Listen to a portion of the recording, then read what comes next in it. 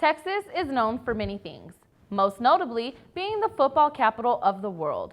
To make it as a football player in the state of Texas means that you are talented and driven towards the next level. Darrent Williams was both, not only for what he did on the field, but for what he did in the community.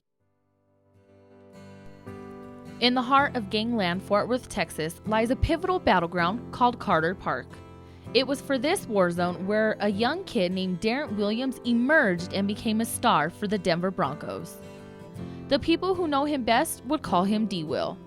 Williams found his passion for football at O.D. Wyatt High School in Fort Worth, Texas, standing 5'8" with a blistering 4.3-second 40-yard dash playing cornerback. In his senior season, he was named the Texas 7-4A Defensive Most Valuable Player. Despite his high school success, D-Will wasn't highly recruited and was the last high school recruit senior from the 2001 class when he signed with Oklahoma State. In 2001, Darrent made the tough decision to leave his son and attend college. While there, all he did was make plays. Fakes a handoff, drops back to pass, has time, throws it deep down the near side, and the pass is intercepted!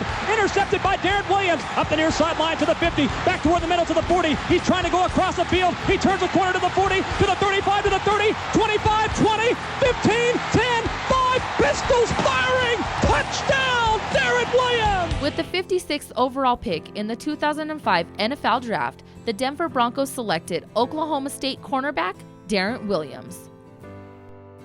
You know, I saw his highlight tapes from Oklahoma State, and I thought he was a great athlete. You know, he returned a couple punts. And at the time I said, not only does this guy serve the role as a corner, but they really need a return guy.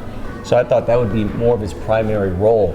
In fact, at the time I said, well, he probably is too small to play corner in the league. He'll be more of a return guy, but he proved us all wrong. He played both. So I looked at him as a dynamic athlete as soon as he was drafted.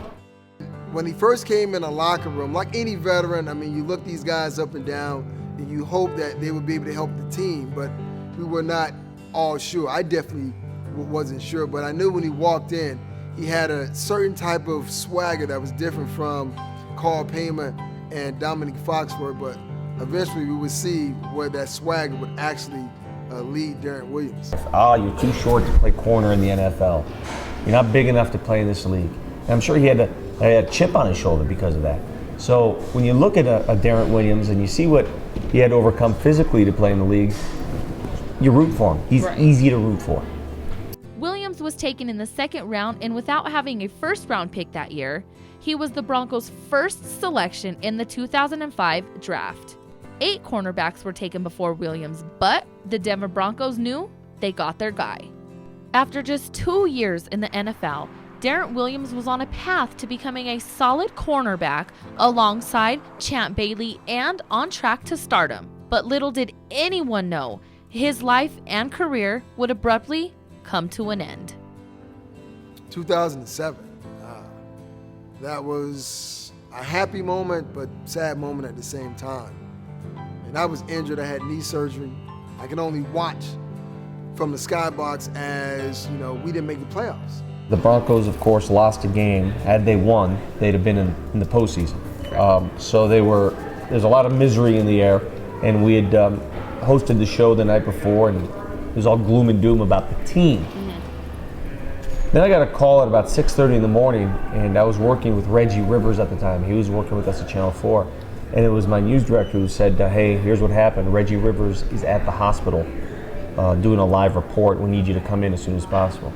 So the news was so jarring and so out of left field that it didn't really process until I drove to the station.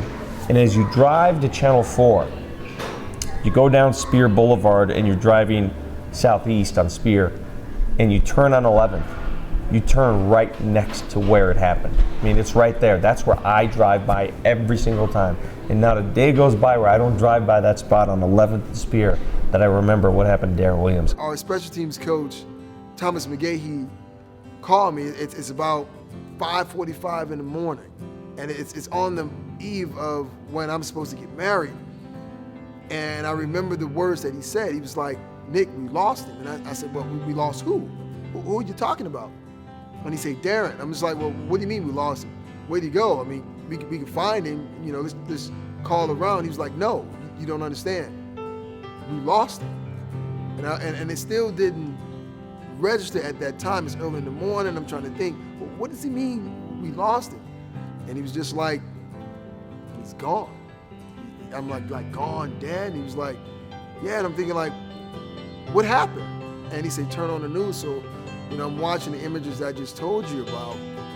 And I was just taken back by that. I was like, no, that it can't be possible. I just saw him, hours ago. This can't be happening. Tell me I'm in a horrible dream. That went from, hey, Broncos are superheroes. These guys are super athletes.